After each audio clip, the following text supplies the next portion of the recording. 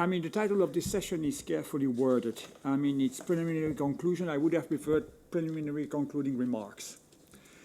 I'm in a very comfortable position of being at the same time the moderator and the keynote speaker. So I warn immediately Sophie and Matej, if you allow me, Matej, that I intend to speak not more than 20 minutes, which would leave you a good 5 minutes to comment on my comments. No, I'm joking. I had also prepared a nice sentence welcoming Alexandra and stating that, okay, I still consider her as a friend and that there would be nothing personal in what I would have say. I would say during my conclusion, but unfortunately, I understand that Alexandra Kupsan will not be with us. As you, I attended these 1 day and a half, these 6 panels, which were extremely rich and lively. So I will not pretend by any means trying to sum up or wrap up what we've heard and shared together. I mean, that could come later. What I will simply is just share with you a certain number of ideas which came to my mind listening to your contributions. I would start by recalling the introductory statement of Commissioner Johansson during a webinar that we organized in spring this year together with the European Policy Center in l'Institut Jacques Delors at the end of the Portuguese presidency. That was a stock-taking exercise with Ylva Johansson, a member of the European Parliament, and Minister Cabrita. She started by recalling that after all, the EU migration system is delivering. I mean, there are a significant number of residence and work permits which are delivered every year. Protection is granted in significant number, mostly going to the appeal phase, which shows that the redress mechanisms are working, and that indeed, if the number of returnees is, I would say, significantly lower than the number of return decisions which are actually taken, the returns machinery is functioning also. Fine. This being said, the system might be functioning, but it's not healthy, to put it mildly. Then I would refer to 3 fundamental comments made by Daniel in his introduction. Daniel always made fundamental comments, but I would limit myself to quote 3 of them.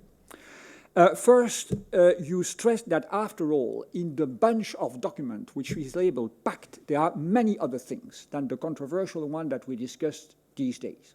And that after all, we should turn more often to what is still there. I would quote myself 2 examples as an example. The crisis management mechanism, which includes indeed this new instrument taking over from Complementary directive, it was commented yesterday, and which includes a certain number of interesting ideas, for instance, and also the prevention mechanism, which is foreseen in the Pact. I would quote also the governance mechanism for the EU migration policy with the structure of EU report drawing on national reports. All that has remained until now uncharted territory. Your second comment was that, after all, legislation is important, but that is not enough. What matters is implementation on the ground. And it is a classical feature of EU policies, not related to immigration and asylum policy, but we witness regularly, and that's what weakens the legitimacy of the Union, a growing gap between the legislation and the way it is translated on the ground. And your third comment was that but we would still need a legislation. We would still need a legal framework, which is, I hope that I quote you rightly, sound, solid, coherent, and conform to human rights, and human rights standards, and which is susceptible to be implemented in an effective and impactful way on the ground. Fine. Let's bear that in mind. Now, there was a discussion about the title of this workshop. You remember Michael Schotter's rather nasty comment about live or dead.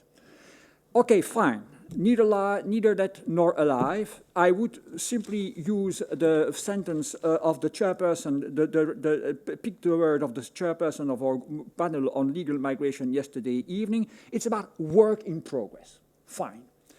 But then the work in progress, it will take a very, very long time. We are still elaborating about ongoing debate within the Council. We had an interesting discussion about whether it should be by consensus or qualified majority. It is completely premature. For the time being, what the Council is aiming at is to be able to give to the presidency, whatever presidency, a mandate which is hopefully flexible enough to enter at a certain point in time in the first phase of the co-decision procedure with the European Parliament. The European Parliament still has to get its act together. I mean, they have not engaged yet. There is no reason to think that these texts, which were so difficult to chew by the Council, and which are still so difficult to chew by the Council until now, will be swallowed overnight by the European Parliament. It will take a very long time to understand and grasp what it is all about, and to agree within the different political groups about common position on this very controversial issue. On the top of that, they benefit now from this wonderful impact assessment of Galina Cornelissen. No, I saw her name in the, I mean, she drafted that. I mean, she authored this impact assessment, and they will have to factor that in their negotiation. By the way, I think that the next time around that we have such a conference, whoever takes the responsibility of it, we should give a little bit more space and to the European Parliament than what we did during these 2 days. None. So turning to the other around which are now involved, the Commission. I think, as I said yesterday, and I want to elaborate on that, that the Commission, the ball is not in the court of the Commission anymore. And in a way, the Commission is paying the price of the methodology it took to prepare its proposal, most probably rightly. That is to say, it puts itself in the hands of the members. It put itself in the hands of the member states. It wanted to close no door before the negotiation was beginning. And sometimes, I don't know what your feeling is, when I read this proposal, they read pretty much like this kind of very complicated, very convoluted text, which are usually the end game of a protracted negotiation between member states having different views and institutions and opposing institutions.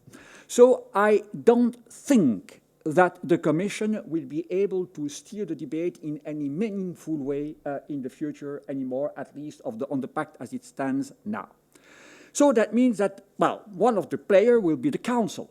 We have Matej will know, and I really hear very carefully to what he's going to say.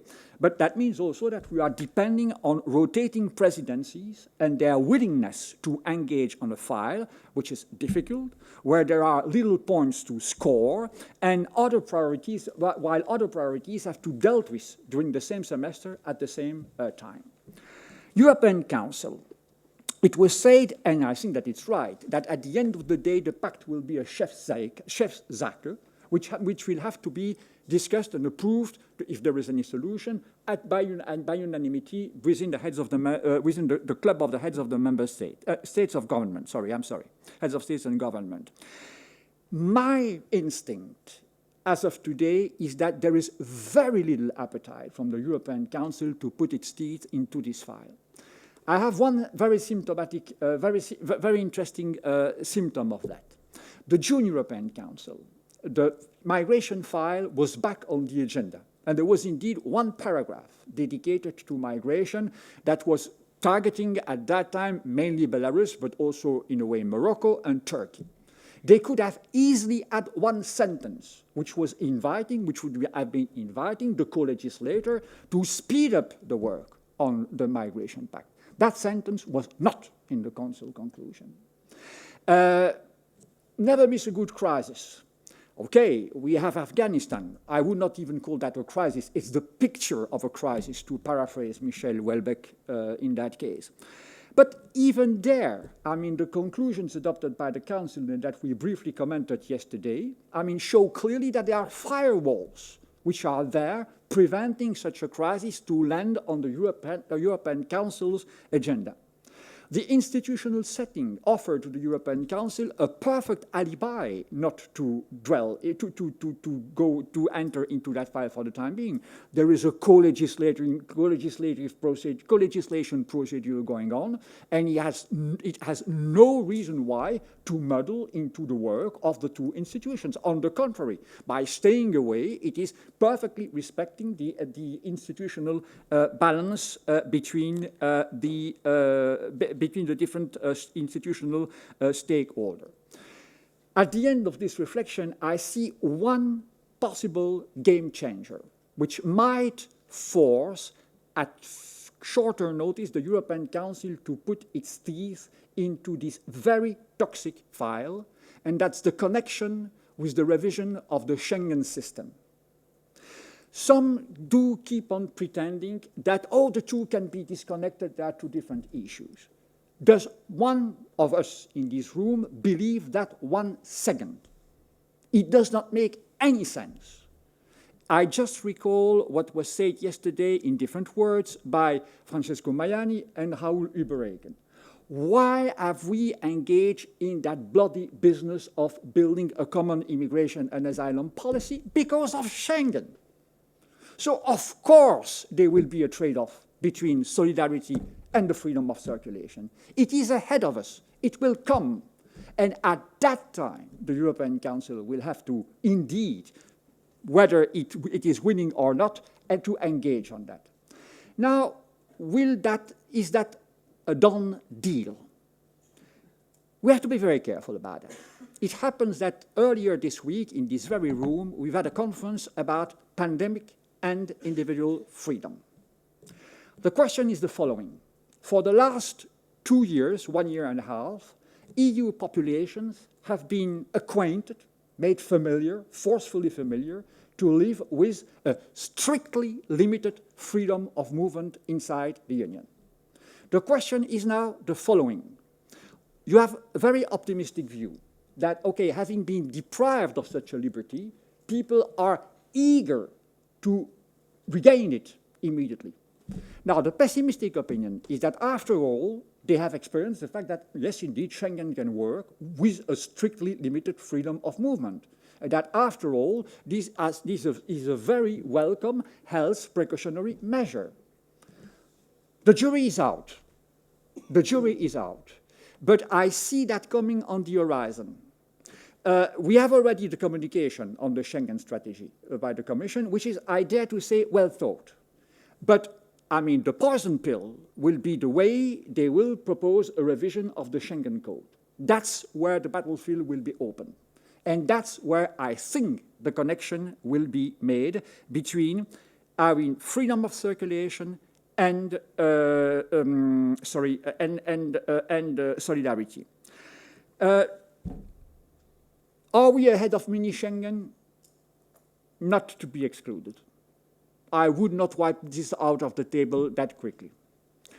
But that could also help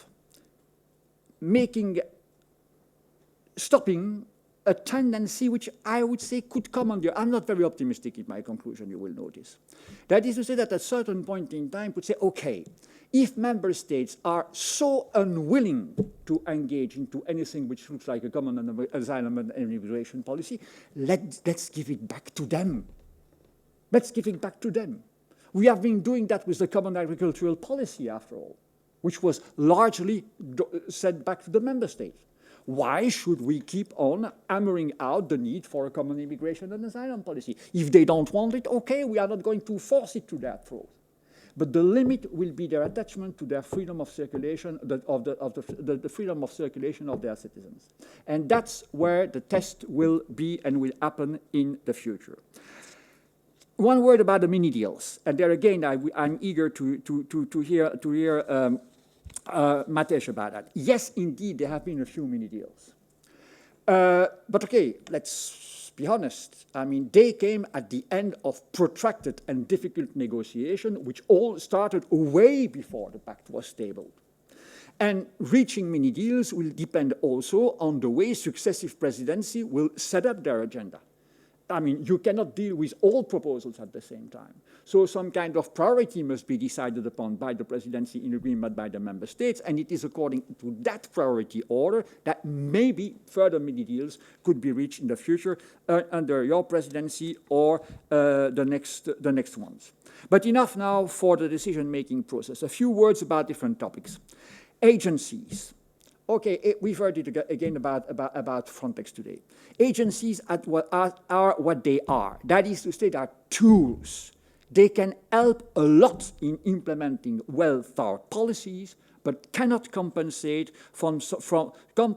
intrinsic weaknesses of these policies. Budget, Iris. What matters is not the amount of money available, but the way the money is spent. And your presentation was clear about that. Il y a moyen d'améliorer. Improvements are possible. Legal migrations. Lessons learned from yesterday evening session. Migration stakeholders should once and for all stop thinking, talking, behaving, and acting as if they were masterminding economic migration, because after all, we discussed exclusively economic migration under the motto legal migration yesterday evening. I mean, everything depends on the needs, maybe not of the business, but the needs of the employment market and the job market of member states. And these needs are decided upon by others than migration ministers. They are decided upon by either the social partners or the ministries of employment and social affairs according to the national system, not by the immigration minister. What the immigration minister can do maybe is to adopt flexible legal framework that could help meeting these needs. But when it comes down to legal migration, they are nowhere but, they are by no means in the driving seat. External dimension. Interesting and sometimes controversial legal issues were raised today.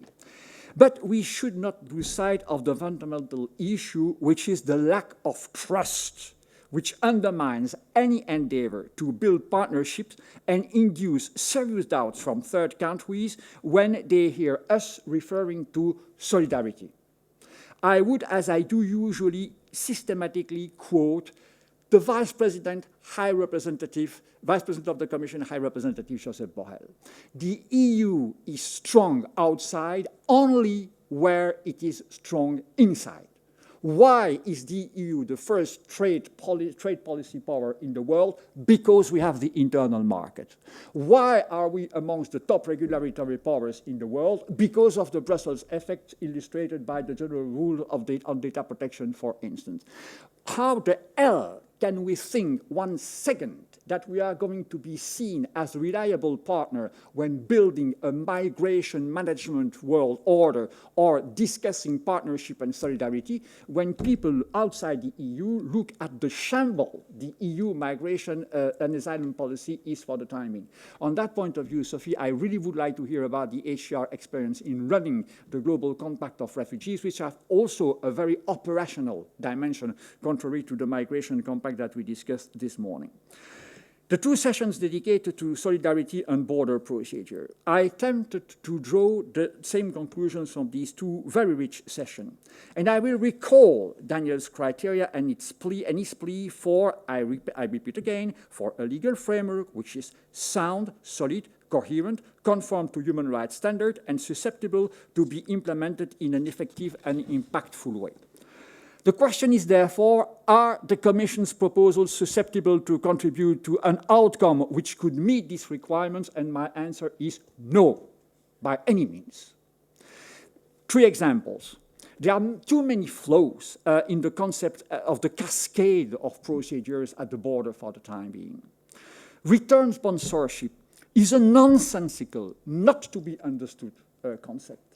And about the way solidarity should be implemented, I'm still wondering myself. Let's take a very clear example. Tomorrow, 100,000 citizens fleeing Zilistan are arriving in one of our frontline member states.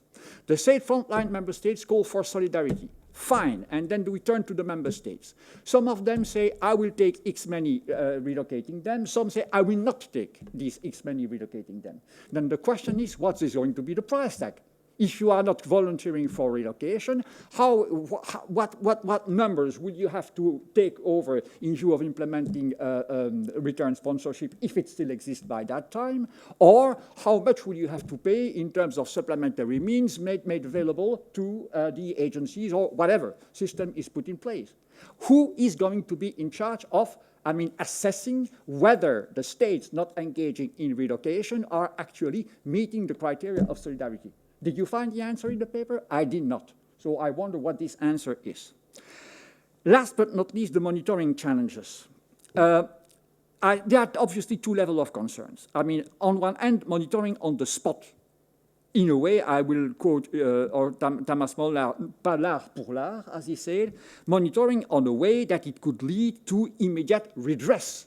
I mean, people cannot wait for months if there is blatant violation of their rights at in whatever situation at the border.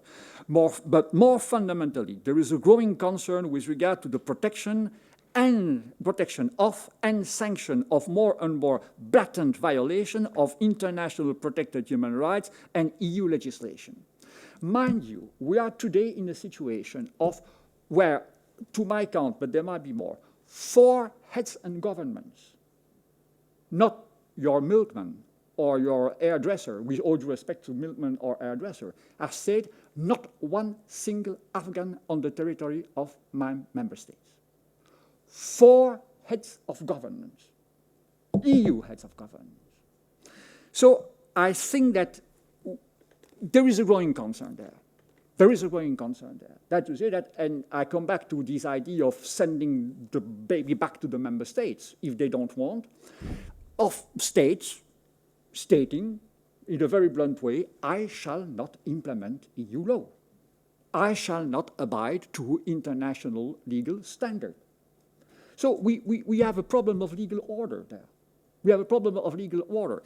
And I have to say that from that point of view, I was, to put it mildly, unimpressed by the way the Commission is defending its rather flexible approach when it comes to infringement procedure.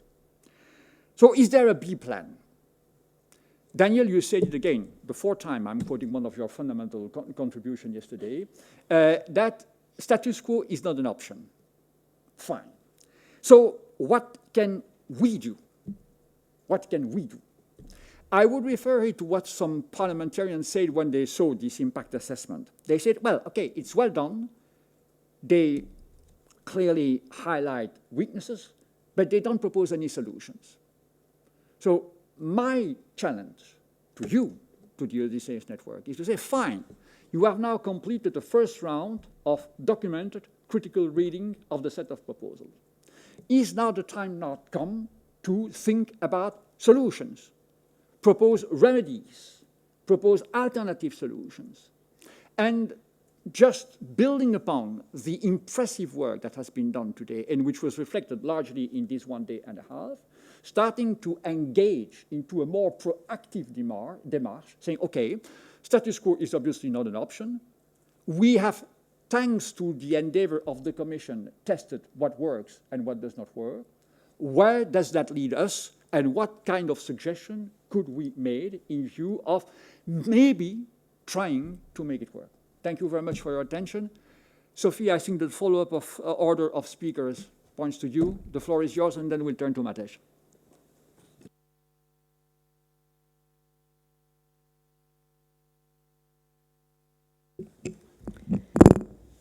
Thank you, Jean-Louis. You are, as always, a very hard act to follow. I want to start by thanking you and thanking Philippe and all of those involved in pulling this conference together. It's great to be back in person, having passionate debates about these issues. So thank you to you very much. I'd also like to commend the organisers on the brave title, even if it did cause a bit of controversy on day one. To me, it also recalls the 1980s power ballad by Bon Jovi, which had a song entitled Wanted, Dead or Alive.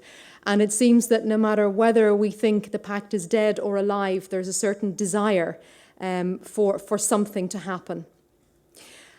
I think, one of the key messages that we have as UNHCR is that the time that we have now must not be wasted. The pact was published, as we know, in September of last year, and there is a moment, we feel, where the numbers of people arriving to the EU remains low, where there is a possibility for change and development to happen. So our key message is that progress must be made and must be made now. In terms of what needs to be done, the big question, I would start with, first of all, saying that we need to pursue all of the opportunities that we possibly can, what's in the realm of the possible at the moment. And there are opportunities for partial progress. Some of that has happened. We have seen agreements reached on the EU agencies, on the blueprint. Some things are moving ahead. We also see some advances on the non-legal aspects of the Pact. So we see developments coming forward on areas such as trafficking. We'll have something coming forward on smuggling. And we also see advance in practice while we're waiting for some developments to come on the Pact. So we see this on the relocations out of Greece. Yes, they're relatively small scale, but there are over 4,000 now who have been relocated from Greece, asylum seekers and refugees. We see some small practice evolving around disembarkations after search and rescue events, which is largely modelled on a set of arrangements that were agreed to in Valletta. So we have these small areas of practice which we need to continue to develop. These are important even if their impact is small. They keep conversations alive, they keep the space for ideas alive, and these need to be invested in. I would add one caveat to advancing in a partial way on the Pact, and that is that we need a balanced approach. We are increasingly seeing an appetite for member states to advance issues and initiatives that look at managing asylum abroad and not at home. So these initiatives need to be really focused also on the internal dimension. The second point I would raise, and you've also touched on it, Jean-Louis, is the need to implement the common European asylum system as it is. This is a point that Catherine of ECRE spoke about yesterday, and ECRE has been quite strong on this issue in recent months. I would say it's not a binary choice at the moment between the new pact and the status quo ante. We could do something different. We could implement the current common European asylum system. The level of non-implementation of the current acquis is way too high, and there are many things that we could use the SEAS creatively for at the moment. One of those things is accelerated procedures, which UNHCR has long called for. We have a paper entitled Fair and Fast, and it sets out a way in which you could deal with people who are arriving to EU borders in a rational manner. I won't get into the detail now, but we have presented this idea, shared it with member states. It's implementable largely under the current SEAS and under the Pact. So we could move ahead with these measures. They're even more important when we see what's happening at the EU borders with Belarus. There are ways to proceed legally within the legal framework. Secondly, the SEAS could be used to promote solidarity in its current form. We know that there are massive problems with the Dublin regulation. We know that there are massive problems with onward movement. There are aspects of the Dublin regulation, however, that could be used more effectively to extend solidarity amongst member states. I'll recall in the heady hours and days after the evacuations out of Afghanistan that there were questions raised about how Afghans who were flown into Spain could be brought to different EU member states in order to settle there. And people were talking about whether they should be resettled as refugees or how would this work. There are many measures that are available to us under the Dublin regulation that can be used to try and enhance solidarity a little bit more. And there are other measures within the SEAS that I think we could use. In addition to the creative use of the SEAS, it really is time to draw some red lines when it comes to the failure to comply with the essential elements of the SEAS.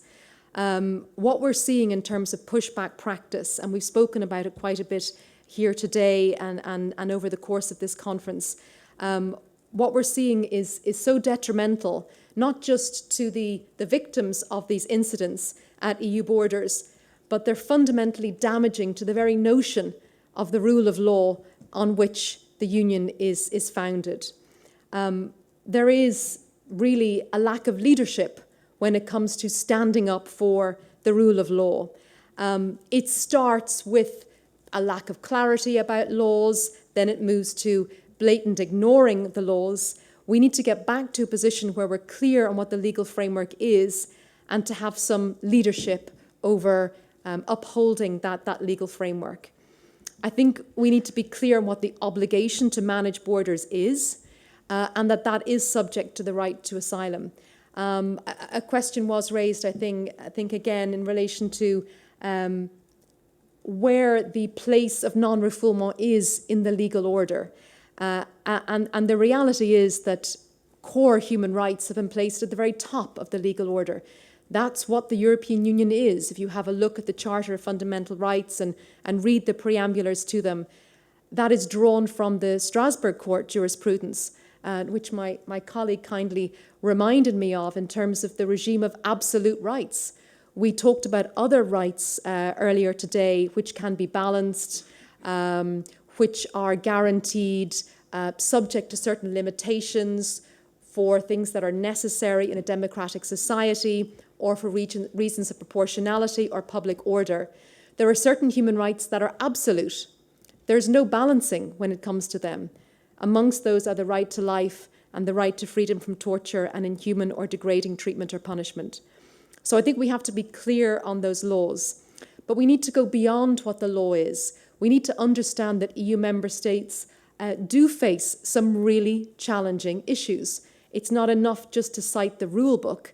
We have to provide the kind of support to countries that are receiving people at their borders that's practical, that's functional, and that helps them to manage their borders in a way that protects the rights and entitlements of the people concerned and reassures their citizens that borders are properly being managed.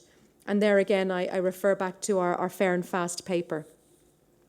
Another essential element on implementing the current Common European Asylum System is this notion of the independent national monitoring mechanisms, the proposal in the screening regulation. This is another proposal which is very welcome, which we've warmly welcomed as UNHCR. It can also be implemented as we speak, because the essentials for coming up with independent national monitoring already exist. We heard our colleague from the European National Human Rights Institute's framework, ENRI, and there are many national human rights institutions throughout EU member states that are currently engaged in monitoring. The challenge is that many of them are finding it very difficult to do their jobs. I think we have seen ombudspersons in EU member states that have found it very difficult to conduct their work. They have been prevented from doing their work. There are situations at EU borders where member states are refusing access, not just to media and politicians, but to national human rights institutions, NGOs, independent monitors.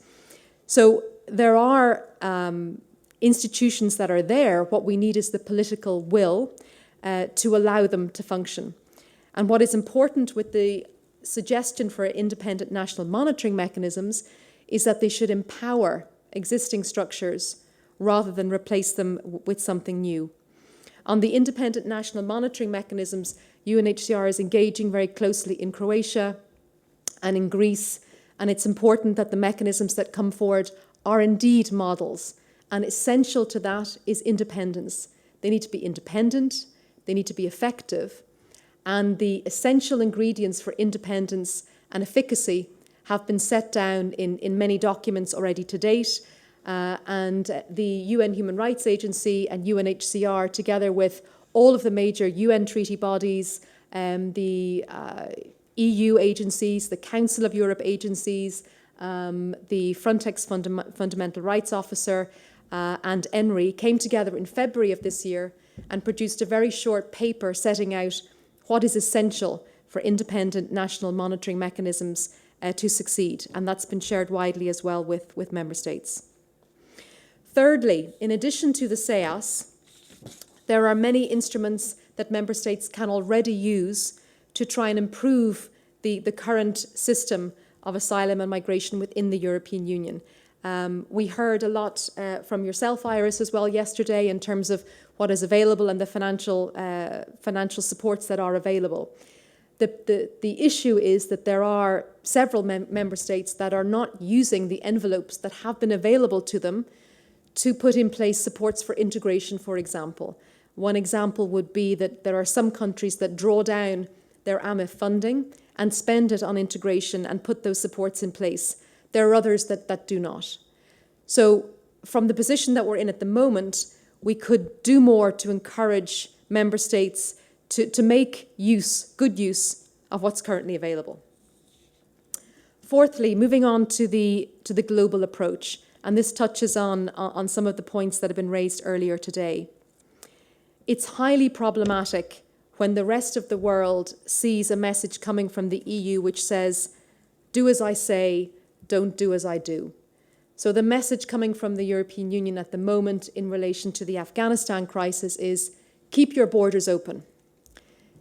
Keep borders open in the region, provide access to asylum, provide livelihoods and supports to asylum seekers and refugees where they flee. But the European Union will be preventing entry, preventing illegal movement, which I think is the wrong term for what member states think may happen. So there's a real dichotomy in this message of the European Union will not admit people, they must remain in the region, but you must keep your borders open. We need to have much more consistency in terms of the messages that we're sharing. And there's a self-interest in this for the European Union, because I think many of us saw, particularly in the period of 2017-2018, when there was a lot of talk of externalization and a lot of talk, even more so than now, I think, of transferring asylum seekers to safe third countries or safe transit countries outside the European Union. This did place a chilling effect on the development of protection space outside of the European Union. If messages come from the European Union that countries and regions outside of the Union that develop asylum systems will put themselves in the position of becoming a safe place to which people can be returned, there's little self-interest for them then in developing that protection space. So I think this brings me to the point that Jean-Louis had raised about the importance of the Global Compact on refugees and how this fits in with what's happening in the discussions around the Pact. We need to have a global approach, and the approach of the European Union to what's happening internally needs to support the idea of developing protection space globally. The Global Compact on Refugees does not create any new laws or new norms. That framework already exists. But the idea is to encourage states to express solidarity and to share responsibility with each other and to collectively find solutions. We have had some good examples of practice of states and regions working together to try and enhance the humanitarian development nexus in other countries. And we're now approaching a next landmark of the Global Compact of Refugees, which is a high-level officials discussion which will take place towards the end of the year. We're working very closely with the European Union and partners to try and have good inputs at that meeting. But I think the message needs to be that there will be support from the European Union for countries hosting the vast majority of refugees and asylum seekers externally. But the message also needs to be that the European Union will advance work on its own internal asylum and migration systems and will become a model for what other regions also need to work towards.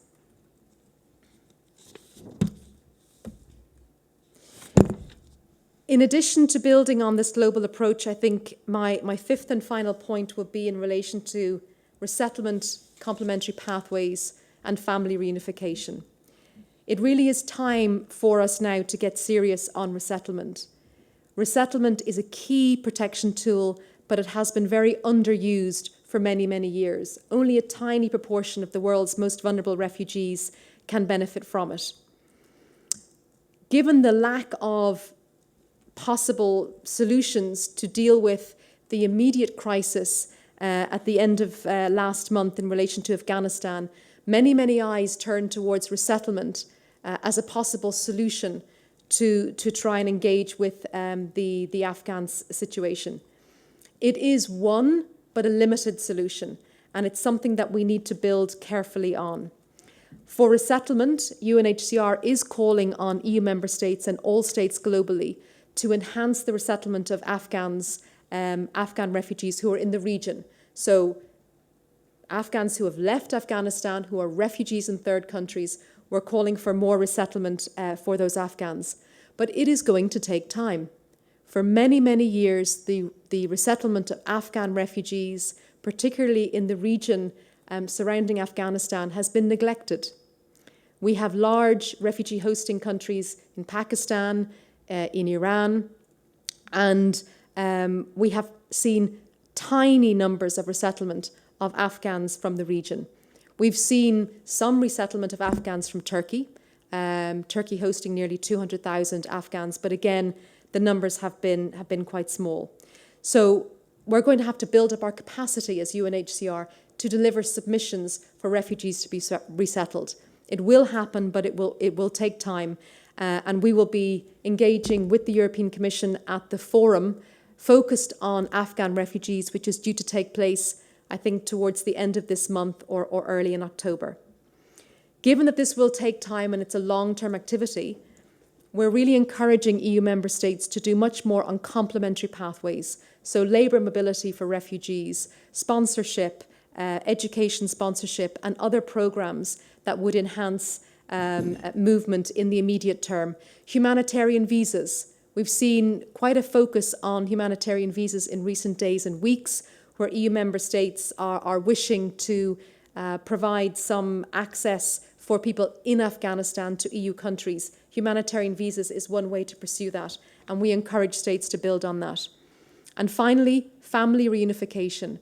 There are many people outside the European Union who actually have a right to be reunified with their family members in the EU, but that right is very, very remote. And there is a moment now to build on those issues.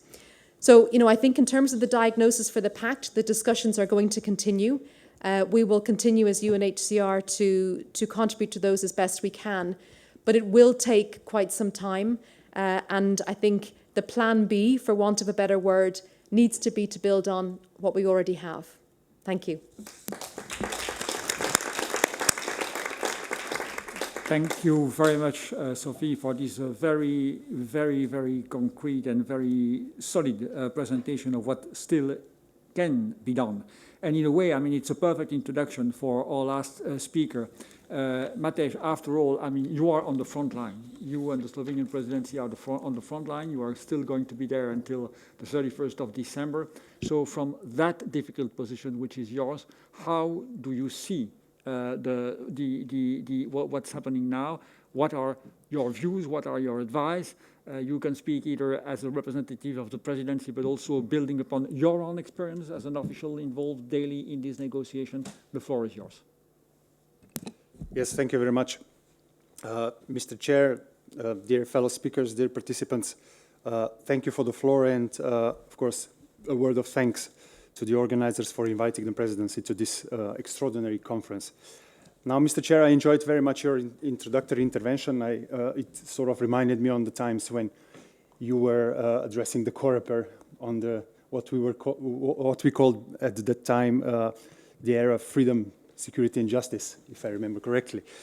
So in my current role as the chair of SCIFA, the Strategic Committee in charge of Migration, Frontiers and Asylum, I would say, privileged to be able to follow discussions on many different policy levels. That's why I will in my intervention focus on bringing you a little bit of the atmosphere that surround negotiations on the Pact in the Council. Now, as an insider, I can tell you that discussions that are going on either on the Council of Ministers or in the working parties, these discussions are completely different than what you were having or we were having yesterday and today. So what I did, and I will take this as a starting point for my intervention, is I compiled a list of most commonly used words and phrases, and I did this on the basis of the follow-up documents that presidencies prepare after the discussions in different forums, either in Council of Ministers or in the Working Party. And of course, I will elaborate a bit more on them, and at the end, I will be more than happy to engage in discussion on this. So these words were not necessarily in this order: clarity, package, feasibility, mandatory solidarity, and pull factor. This, in my opinion, very well describes the political reality in negotiations. Now, when I speak about clarity, I'm referring to the complexity of the proposals that constitute the pact. If you count the pages, it's more than 1,000 pages altogether. So this is something really complex, and probably it would come to a surprise to you when we are conducting working parties. On many occasions, we are still working with the Commission on preparation of simulations, on preparation of different flowcharts, just to shed light on how something could sort of work in the framework of the pact. It's not so much on the proposal itself, that's more or less clear, but how these proposals work together, how they are connected with one another. So after a year, after the presentation of the pact, this is still the reality in the working parties. Now, as a consequence of this, many proposals need to be discussed and adopted simultaneously. This is in particular valid for those proposals that constitute what we called CEAS, Common European Asylum System, in the past. So these proposals are so connected that they need to be adopted at the end together, but also discussed during the process. We call this package approach. I was informed that you discussed it also yesterday, so I won't go into much details, but I can tell you from practice that this is something that actually prevented the adoption of the CEAS package in 2018. And this approach actually in practice also limits the possibility of application of the qualified majority vote. You discussed it yesterday as well, if I heard correctly. So that's also one element that needs to be taken into account when the presidency considers whether to push for the qualified majority vote or not, apart from other also important implications. Now, the third word I mentioned was feasibility. Now, this is the main concern of the practitioners, of the experts who are participating in the working parties. They keep asking the question, how would something that we agree in the legislation be implemented in practice at the end? Because bear in mind that most of the new proposals are now in the form of regulations. Existing legislation is based on directives that needed to be transposed to national legislations. Now we're talking about, in most cases, about regulations. So member states will then have limited possibilities to take into account their national particularities after proposals are adopted. Now, I also mentioned mandatory solidarity, and indeed this came up on the top of my list, to be honest. I am now touching, of course, one of the key issues in the pact, in negotiations, not only on this pact, but also in the past. But I can pass a positive message to you, actually, in this regard, that the Council managed to agree that solidarity should be mandatory and that everybody needs to take part in it. Now, it may not seem or sound as an achievement, but believe me, it is. And this is a step forward in relation to negotiations in 2018. I've been there, I heard discussions at the time, and I think that member states now agreeing that everyone must contribute is a step forward. Of course, a lot needs to be done. This mandatory solidarity notion needs to be filled with substance, but we are making progress also on the political front in this case. Now, lastly, this brings me to the word that was probably not used often on this conference, and this is the pull factor. Now, this is the phrase that we commonly hear on the strategic level and also on the political level. And of course, you all know what it means, but in a broader sense, past crisis, if you will, if I can call them that, 2015-16, highlighted that communication is a very important element when it comes to either negotiations in the Council, expectations from the Member States, and also communication on the measures that the Member States are undertaking to address, I would say, real issues. So every time the Member States are discussing to introduce new elements into the migratory framework, one of the first questions is, will this act as a pull factor? And this message really is something that we or the Member States would like to avoid sending.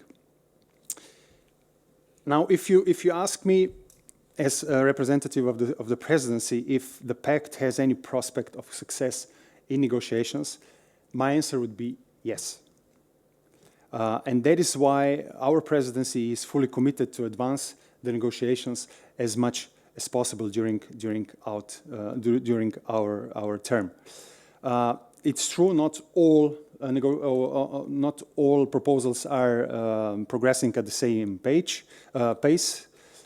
Some of them, negotiations on some of them have not even started, but we are still working on the Pact as a whole, as was presented by the Commission, and we are not considering plans B, etc. Now, I will not go, and I don't think I have the time to go into the state of play of each proposal. If there will be interest later on, I can, of course, do that, but I will just start concluding my intervention. A lot of work is still ahead of us. I've mentioned some progress that's been made. It's considerable progress, although it may not seem so. But we are aware as the presidency that the work is still ahead of us, and there are no, I will use a popular phrase, there are no low-hanging fruits when it comes to negotiations on the Pact. In what form the negotiations would succeed, and I'm not referring just till the end of this year during our presidency, but at the end of the process, I don't know, to be honest. Because negotiations are the process, they are always a search of common denominator, and they are inevitably influenced by different interests and also by the political reality in the Member States. What we can actually do now, and what we are doing in parallel with the negotiations, is something that the previous speaker, Ms. Magennis, also touched upon. We are working on softer elements of the Pact. We are now extensively working on external dimension. We are building partnerships with third countries. We are developing support to Member States. Here, the role of EU agencies is crucial. We succeeded in upgrading, if you will, EASO to the full-fledged asylum agency, now giving the possibility to even broader support to the Member States. There are smaller projects on relocation, as was rightly mentioned to you as well. They are in place, they are proceeding. There are more and more Member States involved in this. There is also approximation of practices going on. So there is a lot going on, meaning that even though negotiations are slow and will probably take some time, it doesn't mean that the EU is not progressing when it comes to developments on migration and asylum front. That is why I think we should leave all options open. Of course, as I said, primarily we are working on the Pact in its entirety. But secondly, we should not avoid picking up the individual proposals, like was in the case of regulation on EU Asylum Agency, or Minideals, as you put it, Mr. Chair. Those individual proposals with some prospects of success. Because this way we choose a more step-by-step approach. And I believe more or less all of us are familiar with the history of the EU, and I can point out that nevertheless this is how many key pillars of the EU were actually built. So, thank you very much. Thank you. Thank you very warmly, Matej. I'm impressed by the way you illustrated, you embodied the ethics of the presidency. That is to say that even on difficult files like this one, where you know that at the end of the semester there will be no success to be recorded by the presidency, you still keep on working endlessly in helping making progress as much as you can and passing the file in a decent state to your successor, actually the incoming French presidency. There will be no time for questions. That was not foreseen anyway. So, I mean, my last words will be words of thanks. First of all, thanks to you for having joined us in this room, for those of you mostly who took the risk in the present circumstances to travel from your capitals, but also to those who were connected during these 1.5 days behind the screen. Of course, by definition, thank you to those who actively involved in this debate and this discussion. Extreme warm thanks and congratulations to Philippe for having put together such a very rich program. I follow that a little bit with him, and I tried from time to time to help. I mean, I can assure you that he started very late and he ended up with something extremely decent, to put it mildly. And of course, by the way, thank you also, I don't know if she's in the room, to Nicole Bosmans, the indispensable person to keep the Odysseus network alive. I would like also, you haven't seen them yet, or you might have bumped into them, to thank my colleagues of the communication and event team of the Egmont Institute. Mind you, the negotiation of the Pact might be a difficult exercise, but this is nothing compared to the negotiation with the protocol services of the Ministry of Foreign Affairs to secure a lunch in the attic there. And they made it. Okay, this by no means could not be the end of the process. Some of you were with us in Helsinki when we had the temporary 2.0 conference. Since then, of course, we've had the pandemic, so we had to go via webinars. I think that all of you did appreciate the possibility to meet for the first time, not the last time, in person today.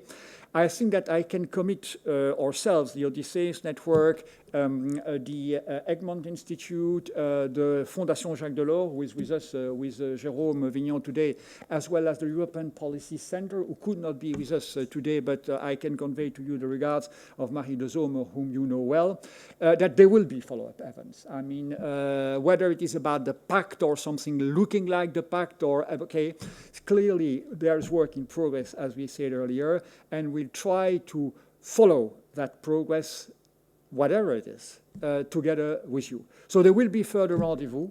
See you in a not so distant future. Have a safe trip back home, and thanks again for being with us. Thank you.